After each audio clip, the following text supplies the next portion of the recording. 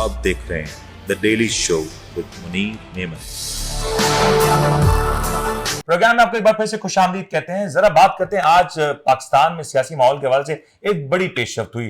आज अदालत में बड़ी सारी कार्रवाइयां हुई और उसमें तहरीक इंसाफ के लिए बिल आखिर अदालतों से कोई अच्छी खबरें आई हैं। इन खबरों में तहरीक इंसाफ के वो कैंडिडेट जो कि मफरूर होने के बायस आरोज ने उनके कागजात नामजदगी को रिजेक्ट किया, सुप्रीम कोर्ट ऑफ पाकिस्तान ने बिल आखिर उनकी जो दरख्वास्त है उसको मंजूर किया और उनकी जो कैंडिडेट के तौर पर उनकी जो दरख्वास्त थी उसको बहाल कर दिया और ये भी अहकाम दिए कि जो बैलेट पेपर्स हैं उनमें इनके इंतखाबी निशान को ऐड किया जाए। जिसके बाद तहरीक इंसाफ के रहनुमा और वकला की जानिब से बात कही गई कि तहरीक इंसाफ के जो दीगर रहनुमा जिनको 9 मई के वाकयात की वजह से मफरूर होने की वजह से कैंडिडेट इलेक्शन में हिस्सा लेने का मौका नहीं दिया गया, उनको अब हिस्सा लेने का मौका मिलेगा और वो इलेक्शंस में भरपूर तौर पर हिस्सा लेंगे। दूसरी जानिब पंजाब में भी एक बड़ी पेशरफ्त ये हुई कि परवेज इलाही साहब जो कि इससे पहले आज से पहले तक शायद इलेक्शन में हिस्सा नहीं ले पा रहे थे, उनके हवाले से भी एक फैसला आया और वो भी गालिबन अब इलेक्शंस में हिस्सा लेंगे। इसके हवाले से बहुत से सवालात हैं। हमारे प्रोग्राम में ज्वाइन करें जनाब एडवोकेट नासिर अजीम साहब और हमारे साथ एक और हमारे हमरा होंगे जनाब रिजवान शाह साहब। नासिर अस्सलाम वालेकुम। नासिर साहब जरा ये बताइएगा कि ये जो सूरत हाल है, ये जो आज अदालती फैसले आए हैं, तहरीक इंसाफ के लिए ये पॉजिटिव है और किस हद तक पॉजिटिव है, या तहरीक इंसाफ शायद उसको ओवर सेलिब्रेट कर रही है? बहुत शुक्रिया मुनीर साहब आपका, आपके चैनल का और पैनल को भी सलाम। इस हवाले से ये कहना चाहूंगा कि जो पाकिस्तान तहरीक इंसाफ ने अप्रोच किया था और जो भी फैसला इस वक्त आया है वो खुशाइन तो है और पीटीआई सेलिब्रेट भी कर रही है, लेकिन देखना ये होगा कि तफसीली फैसला क्या है और जो इंटरम फैसला या जो मौके पे सुना गया है या स्क्रीन्स पे या ब्रेकिंग की सूरत में, वो तो यही है कि इंतखाबी निशान ऐड कर दिया जाए और जो लोग नाअहल हुए थे इख्तियारी होने की वजह से उसको नाअहल नहीं किया जा सकता जो रिमार्क्स सुने हमने। अब देखना ये होगा कि क्या निशान ऐड अप होता है कि नहीं। दूसरी जानिब पेशावर हाई कोर्ट ने भी एक रहनुमा के हवाले से रिमार्क्स दिए हैं कि आप आ जाएं, सरेंडर करें तो हम आपको इजाजत दे सकते हैं और बाकी रहनुमाओं को भी जमानतें वगैरह हमने दी है।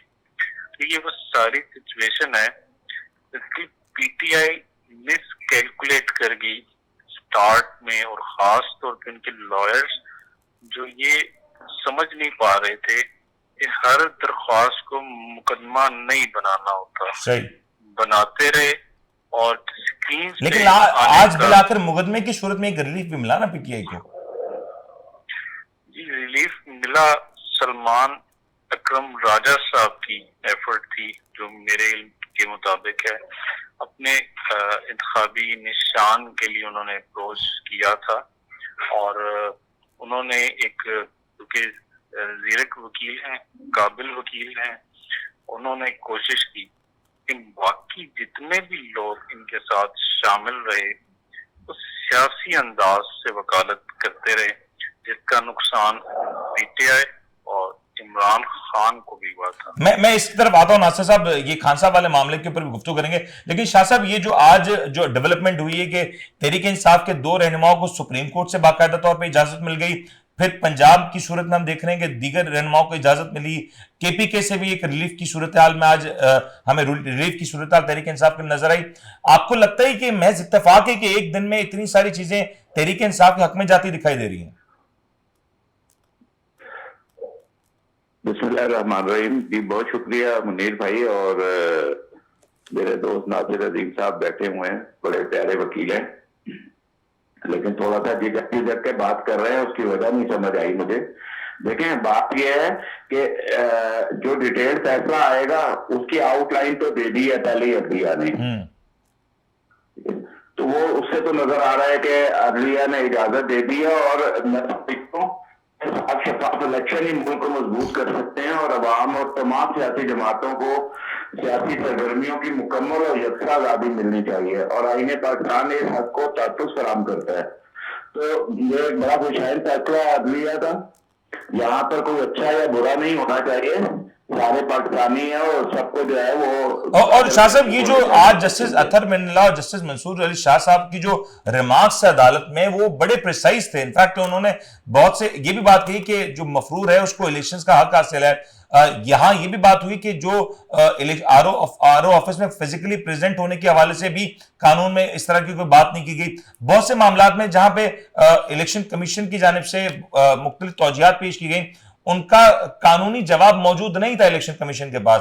तो आपको नहीं लगता कि शायद इलेक्शन कमीशन की तैयारी कुछ कमजोर थी, या शायद इलेक्शन कमीशन ने इस तर्ज पे इस तमाम तर सूरत हाल को एंटिसिपेट नहीं किया था? देखिए, इलेक्शन कमीशन ऑफ पाकिस्तान का जो चीफ जस्टिस के सामने मामला थे वो भी हमें नजर आए कि उन्होंने किस तरह केस को परसू किया। ठीक है, उधर भी उन्होंने वाज़ेह कोई पोजीशन नहीं ली और इधर भी उन्होंने कोई वाज़ेह पोजीशन नहीं ली।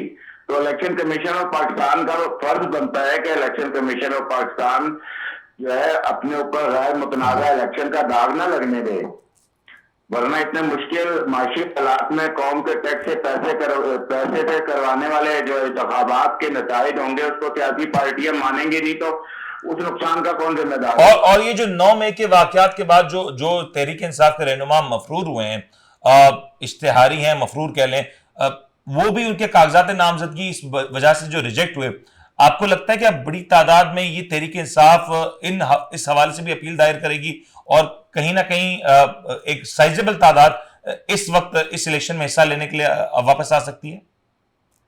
देखिए मनिक साहब, मेरा मकसद किसी की वकालत करना नहीं है, लेकिन मेरा सिर्फ एक ये पॉइंट है कि पाकिस्तान में अगर इलेक्शन इंतखाबात वक्त पर हो रहे हैं तो उसको साफ और शफाफ और तमाम पार्टी को आजादा का मौका मिलना चाहिए। या आम की मर्जी या आवाम का इस्तेकाक है कि वो किसको चुने और किसको ना चुने। और यही बात गालिबन मंसूर अली शाह साहब ने भी आज के रिमार्क्स में की। नासिर साहब, ये जो अब मुझे सबसे ज्यादा की खुशी हुई है कि आज बड़ी जिम्मेदारी का मुजाहिरा करते हुए ये जो एक मुबहम किस्म की बातचीत चल रही थी ना, इसको उन्होंने बहुत अच्छे तरीके से काउंटरप्रेट किया है। जी नासिर साहब, मैं चाहूंगा इस पर आप भी ऐड ऑन कीजिए। अब क्योंकि इलेक्शन में वक्त बड़ा कम रह गया है, आपको कहीं ना कहीं इस बात की गुंजाइश है कि ये जो फैसला आया इसके बाद इस फैसले पर अमल दरामद हो सकेगा या नहीं? क्योंकि कहा यह भी जा रहा है कि बैलेट पेपर्स की छपाई का अमल शुरू हो चुका, यह भी कहा जा रहा है छपने हैं, और अगर छपने हैं या छपाई का अमल शुरू हो चुका तो फिर इतनी बड़ी तादाद में जब ये सारी सूरत हाल में चेंजेस आएंगी तो ये क्या इलेक्शन पोस्टपोन तो नहीं हो जाएंगे? मुनीर साहब, बड़ा खूबसूरत आपका सवाल है। आपको अपने मंजर पे ले जाता हूँ और याद करवाता हूँ कि पार्लियामान में पार्लियामेंटेरियंस ने कानून पास करके इलेक्शन कमीशन को इख्तियारात दिए थे और वो जब चाहें बगैर वजह के भी इलेक्शन को पोस्टपोन कर सकते हैं और उनकी इख्तियारात अब लामहदूद हैं किस्म के।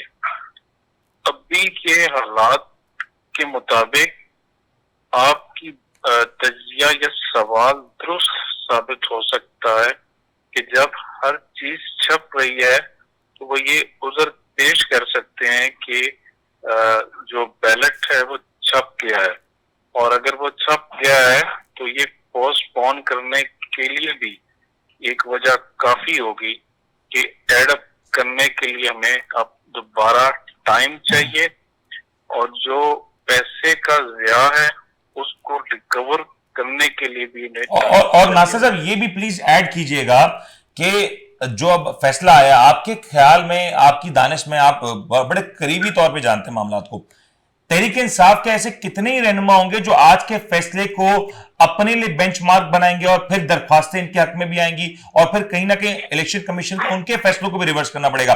कितनी तादाद हो सकती है? क्या 30-35 हलकों तक ये बात जा सकती है? मीर साहब, सलमान अकरम राजा साहब के अलावा अभी तक किसी के मुंह से नहीं सुना था कि वो भी चाहते हों कि इंतखाबी निशान मिल जाए या बहाल हो। मुझे नहीं लगता कि ये बाकी इस तरफ जाएंगे, और अगर गए तो फिर ये डिले या फिर इस तरह की सूरत हाल हो सकती है, वो किसी भी जानिब से ये डिले की सूरत हाल बन सकती है। मतलब आप डिले को रूल आउट नहीं कर रहे ना शाह साहब, यही मैं चाहूंगा, इसको आप ऐड ऑन कीजिएगा कि अभी जब मेरे ख्याल से हम गुफ्तगू कर रहे हैं, आज इलेक्शन कमीशन की जानिब से कुछ इतलात हैं कि वो अपने पूरे सिस्टम को चेक कर रहे हैं, फाइनल चेक कर रहे हैं, और फाइनल टेस्टिंग आज हो रही है। अगर आज फाइनल टेस्टिंग हो रही है तो फिर एक सवाल ये कि क्या ये फाइनल टेस्टिंग पहले नहीं हुई थी?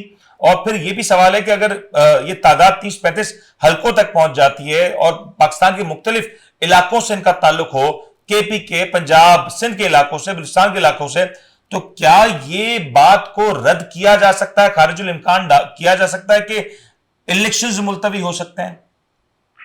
देखिए मुनीर साहब, बात यह है कि इलेक्शन कमीशन ऑफ पाकिस्तान की जिम्मेदारी है इलेक्शन वक्त पर करवाना, जिसका वो वादा भी कर चुके हैं। सर वो वादा करने के बाद ये भी कह रहे हैं कि इतनी तब्दीली हो रही है, हम नहीं करा पा रहे। मेरी बात सुन लें ना, मेरी बात सुन लें। ये जो इतना ह्यूज बजट है पाकिस्तान के अवाम के टैक्स के पैसों का, जो इलेक्शन के लिए रखा गया, तो क्या इलेक्शन कमीशन ऑफ पाकिस्तान हर किस्म की सूरत हाल के लिए तैयार नहीं था? या इसमें उनकी कुछ बदनीयती नजर आती है कि अगर वो फौरी तौर पे कह दें? देखिए, इलेक्शन के इंतजाम करना, इलेक्शन के तमाम वसाइल पूरे करना, ये इलेक्शन कमीशन ऑफ पाकिस्तान की जिम्मेदारी बन जाती है जब उनको इलेक्शन का बजट रिलीज हो चुका है। उसके अंदर अगर चेंज ऑफ प्लान उनको करना है तो ये उनकी जिम्मेदारी है, ये उनके ऊपर एक कानूनी जिम्मेदारी। लेकिन शाह साहब, जैसे हम देख रहे हैं कि तहरीक इंसाफ के रहनुमाओं के आज भी सिंबल्स तब्दील हो रहे हैं, आज भी बड़ी तादाद में रहनुमाओं का ये गिला है कि जो सिंबल उनको दिया गया, या तो वो उससे खुश नहीं, मुतमईन नहीं, या तो हत्ता यहां तक कहा जा रहा है कि वो जो सिंबल है वो डेरोगेटरी है, क्योंकि किसी को लोटा दे दिया, किसी को कुछ दे दिया, जिसका आपको भी पता है कि हमारे सियासी माहौल में मुख्तलिफ इस्तिलाह होती है। अब एक मसला तेरी इलेक्शंस के लिए ये था, दूसरा मसला ये भी है कि अब इस अंदाज में जो एप्लीकेशंस आएंगी और रिव्यूज होंगे, और फिर सुप्रीम कोर्ट के आज के फैसले की रोशनी में जब इनको रिव्यू किया जाएगा तो 30, 35, 40 हल्कों में ये बात फैल जाएगी, और फिर ये इलेक्शंस को वक्त पे कराना, वक्त इतना नहीं रह गया यार, वक्त इतना नहीं रह गया तो इन चीजों को वक्त पर होना चाहिए ना। दिन रात काम करे, 24/7 और फिर भी अगर ना हो सके, ऐसा मुमकिन है कि कुछ हल्कों में इलेक्शंस ना हो। आमतौर पर हम देखते हैं कि अगर किसी हल्के में खुदा ना करे, जैसे आमतौर पर होता है कि किसी की फौतगी हो जाए किसी कैंडिडेट की, तो उस हल्के में इलेक्शन नहीं होता। ऐसा मुमकिन है कि पाकिस्तान के 10, 15, 20, 30 हल्कों में इलेक्शंस ना हो, बाकी मुल्क में हो जाए। तो देखिए, मुमकिन तो इसको कुछ भी हो सकता है, नियत की बात है। अगर बदनीयती पर इलेक्शन कमीशन ऑफ पाकिस्तान काम कर रहा है तो यकीनन उनके पास बेशुमार उज़र हैं, बेशुमार तरीके हैं उनके पास, बेशुमार उनके पास कानूनी सिकम है इसके अंदर। लेकिन मैं फिर दोबारा आपको ये बता रहा हूं कि अगर 10-15 हल्कों में इलेक्शन नहीं भी होता है या डिले होता है तो कम से कम जो है वो बाकी तमाम पाकिस्तान के अंदर इलेक्शन कमीशन और पाकिस्तान को वक्त पर इलेक्शन का इनेकाद करवाना, ये उनकी आईनी और कानूनी पॉइंट टेकन। शाह साहब, मैं आपकी तरफ आता हूं, मुझे मैं आपकी तरफ आता हूं, लेकिन मुझे नासिर साहब एक और सवाल भी करना है। तहरीक इंसाफ आज से 2 दिन पहले इस हवाले से कॉन्फिडेंट थी कि ये फैसला उनके हक में आया, ये फैसला उनके हक में आज हमें देखने में भी आया। तहरीक इंसाफ एक और हवाले से कॉन्फिडेंट है कि इलेक्शन से पहले या तो इस बात का फैसला हो जाएगा कि जो कैंडिडेट जीत के आते हैं वो पार्टी के कैंडिडेट काउंट होंगे, और फिर जो पार्टी के तौर पर उनको पार्टी के कैंडिडेट के तौर पर उनको तस्वुर किया जाएगा। एक मसला यह, और दूसरा यह भी कहा जा रहा है, पीटीआई बड़ी कॉन्फिडेंट है कि मुख्तलिफ मुकदमात में जो इस वक्त खान साहब इस वक्त जेल में मौजूद है, उनकी रिहाई भी हो सकती है इलेक्शन से पहले। आपको ये दोनों मामलात में कोई इम्कानात नजर आ रहे हैं? सर, जहां तक खान साहब की रिहाई की बात है तो मुझे नहीं लगता कि इलेक्शन से पहले वो बाहर आएंगे या आ सकते हैं। ये वैसे ही एक वो कह लें कि खुशी का इजहार पीटीआई हमेशा कर देती है, प्रैक्टिकल वर्क ऑन पेपर इनका जीरो रहा है लीगल साइड पे। सेकंड, आप जो सवाल कर रहे हैं कि पार्टी के ये प्लेटफॉर्म के जो लोग होंगे जीतेंगे, ये काउंट होंगे नहीं होंगे, पीटीआई कह रही है काउंट होंगे, तो अर्ज ये है इंतखाबी निशान बल्ले पे जब तक ये नहीं होंगे तब तक लेकिन आप ये भी तो देखें ना नासिर साहब, पीटीआई ये कह रही है कि जो इनके इलेक्शन कमीशन में जो पेपर सबमिट है उसमें उनकी पार्टी पीटीआई लिखी है, या तो उस ग्राउंड पे वो पेपर रिजेक्ट हो जाते हैं या उसको तब्दील करने का कहा जाता, लेकिन उसको नहीं कहा गया। तो ये एक जो जिस बात का सहारा पीटीआई ले रही है, क्या ये वैलिडेट होती है? ठीक बात है मुनीर साहब, लेकिन सवाल ये है जब कानूनी निकात की नजर में देखा जाएगा, जब केस बनेगा, जब इनराफ किया जाएगा पार्टी से, तो फिर जब मुकदमात या खत लिखा जाता है तो इलेक्शन कमीशन कानून निकाल सकता है कि ये तो आपके इंतखाबी निशान या पार्टी प्लेटफॉर्म से नहीं लड़ेगा। प्लेटफॉर्म एक ही होता है ना, इंतखाबी निशान बल्ला।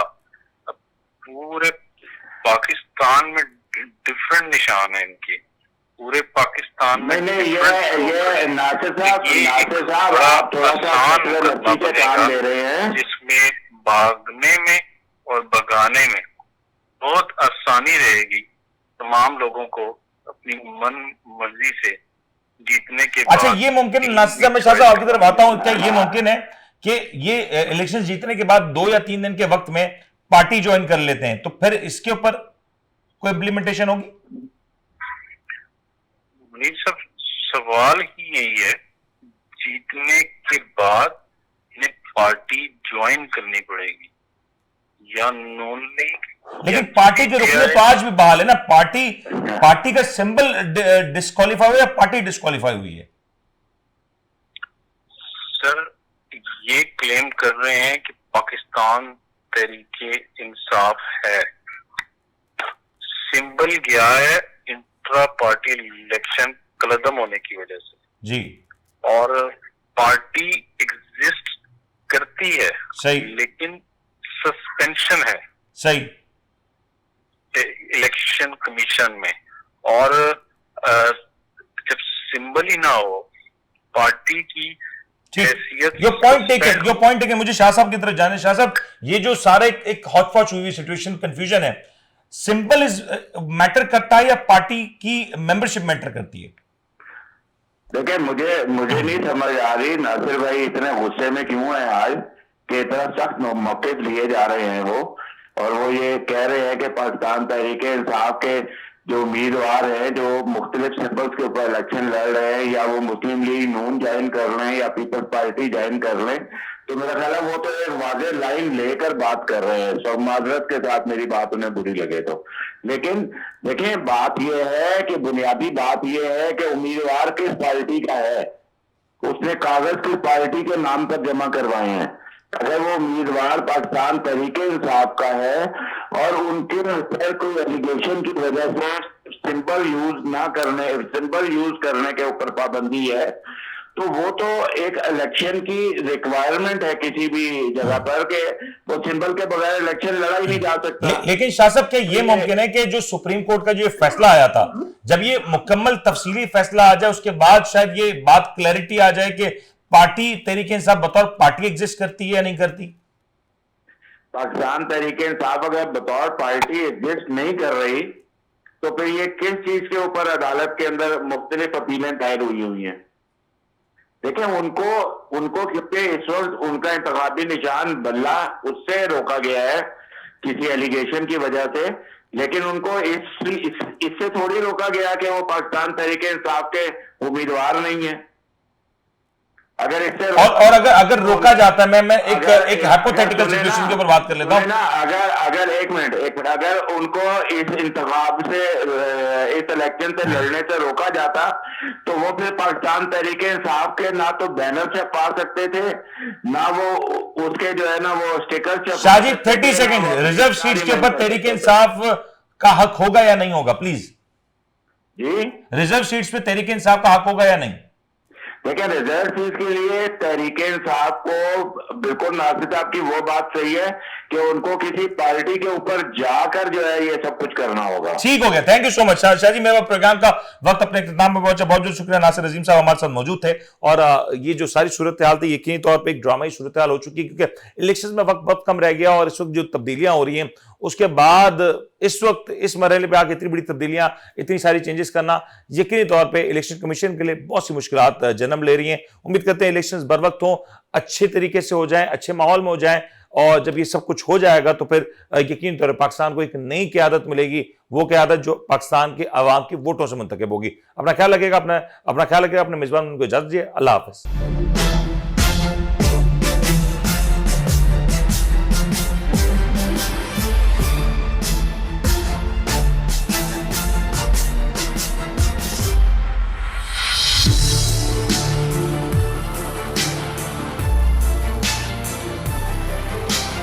आप देख रहे हैं the daily show with Munir नेमत।